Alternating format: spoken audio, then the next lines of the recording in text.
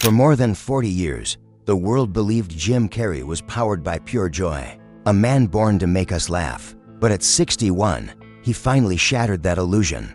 In a quiet room, with no jokes left to tell, he revealed the truth he'd been hiding behind every wild grin and every explosive performance. What he confessed wasn't comedy. It was survival, depression, darkness, a childhood that nearly broke him, and roles that pushed him to the edge. This wasn't a celebrity interview. It was a man removing the mask for the first time. Jim Carrey was born on January 17, 1962, in Newmarket, Ontario, the youngest child in a loud and struggling family. His father, Percy Carrey, was a talented jazz musician who traded his saxophone for a modest accounting job at Titan Wheels, just to keep food on the table. His mother, Kathleen, battled chronic illness throughout his childhood. Their home was packed, noisy, and always on the edge of financial collapse. But what shaped Jim the most wasn't the noise or the tight quarters. It was watching the light die slowly in his father's eyes. Percy Carrey had the heart of a musician trapped inside an accountant's life. Jim watched the disappointment build silently in him year after year. And at 8 years old, Jim instinctively understood something. Laughter could cut through darkness. He began spending hours in front of the mirror, twisting his face, practicing impressions, making his siblings collapse into hysterics. By 10, he wrote to the Carol Burnett Show claiming he was already a master impressionist. When he received a small form letter back, he taped it to his wall as if it were a prophecy. But in 1975, their fragile world shattered. Titan Wheels shut down without warning. Percy, suddenly unemployed at 51, sent out more than 70 job applications, every one rejected. Their savings disappeared. Medical bills destroyed what was left. And soon, the Carrey family lost their home entirely for the next 2 years. They lived inside a yellow Volkswagen camper, then parked near Lake Ontario. Jim and his brothers slept in a tent beside it through brutal Canadian winters, often waking to find frost covering their blankets. They washed in gas station sinks before school, then worked late-night janitorial shifts together as a family for survival. Jim was 13, scrubbing toilets with the man he admired most. The weight of poverty, illness, and survival pressed heavily on him. At 16, he dropped out of Aldershot High School to work full-time so the family could survive. He'd clean floors all night, then come home at dawn to feed and care for his mother. His jokes became medicine, not for an audience, but for the woman who needed them most. But inside, Jim was terrified. The pressure, the responsibility, the constant uncertainty, it scarred him deeply.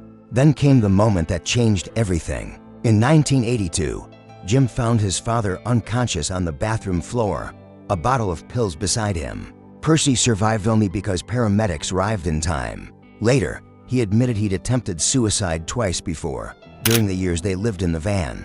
For Jim, this wasn't just trauma, it was a warning. A shadow he feared would follow him for life. And in many ways, it did. Even through disaster, Jim's passion for performing kept rising. At 15, Percy drove him to Yuck Yuck's comedy club for his first real stand-up show. His bright polyester suit, chosen lovingly by his mother, did nothing to help the bombing that followed. He was booed off stage, but Percy drove him home proudly, reminding him that failure wasn't the end, it was training. At 17, Jim earned $20 for a short set at the Hofstadter, proof that laughter could buy him something real.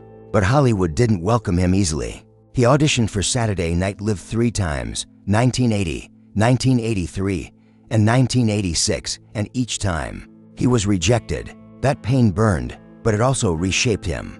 He stopped imitating others and started developing the wild, original characters that would one day make him a legend. With only $200, Jim left Toronto for Los Angeles. He slept on couches inside comedy clubs, lived off cheap meals, and performed anywhere he could. Then one night, Rodney Dangerfield saw him on stage and invited him to join his tour. That moment, that invitation, pulled Jim out of obscurity and set him on a collision course with destiny. The breakthrough came in 1990 when he joined In Living Color, a sketch comedy show on Fox that pushed boundaries like no show before. Jim created more than 120 sketches, but none more famous than Fire Marshal Bill, the man with a melted face, and the unforgettable line, "Let me show you something." The character turned him into a household name, but behind the scenes, Jim's body and mind were paying a brutal price. He'd injure himself constantly for laughs, bending, crashing, twisting his body like a cartoon brought to life. To survive the 80-hour weeks, he relied on Adderall and cocaine. His marriage to Melissa Womer fell apart. The fame came fast, the destruction faster. Then came 1994, the year Jim Carrey took over the world. In 12 months, he starred in Ace Ventura, Pet Detective, The Mask, and Dumb and Dumber. 3 massive hits, 3 iconic characters, 3 movies that reshaped comedy. He improvised nearly half of his lines in Ace Ventura, shaped entire scenes of The Mask with his own ideas, and wrote many of Lloyd Christmas's funniest lines in Dumb and Dumber. His salary skyrocketed from $350,000 to $20 million. But with each success, the cracks inside him deepened. During the promotion for Dumb and Dumber, he suffered a nervous breakdown. The pressure, the expectation, the non-stop spotlight, it pushed him past the breaking point. He hallucinated. He spiraled emotionally. He described himself as a manic depressive clown, trapped behind the smiling mask the world had forced onto him. But his career kept rising. In 1998, The Truman Show changed everything. The storm sequence, filmed in a massive tank the size of a football field, took 150 takes. During one of them, Jim nearly drowned. Crew members had to jump in and rescue him. To understand Truman's isolation, Jim locked himself on set for weeks, barely speaking to anyone. When he finally filmed the moment Truman touches the wall of his artificial world, the shot that became cinematic history, he did it in a single take. Yet that intensity came at a cost. Jim argued with director Peter Weir, demanded more control, and mentally unraveled under the emotional weight of the role. Still, the world finally recognized him as more than a comedian.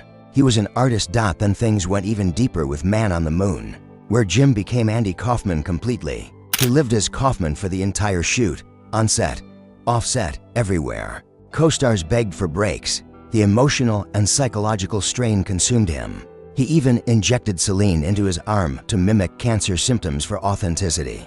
He won a Golden Globe, but his marriage to Lauren Holly collapsed, and Jim was left shattered. Throughout the early 2000s, he took on roles that pushed him to dangerous extremes. Playing the Riddler in Batman Forever triggered crippling anxiety. Starring in The Grinch left him claustrophobic and furious. Buried under suffocating prosthetics for hours each day, and Eternal Sunshine of the Spotless Mind required such emotional vulnerability that it left him depressed for months afterward. In 2015, tragedy struck when his former partner Catriona White passed away from an overdose. She left behind notes and accusations that led to lawsuits, media storms, and years of emotional devastation for Carrey. Even after the lawsuits were dismissed, the pain left permanent scars. Yet through every rise and fall, Jim Carrey kept finding his way back into the spotlight. In 2020, he returned as Dr. Robotnik in Sonic the Hedgehog, a performance so explosive and beloved that it revived a new generation of fans. Across the franchise, he earned more than $30 million, proving that even after decades in Hollywood, he could still transform a simple role into a cultural phenomenon.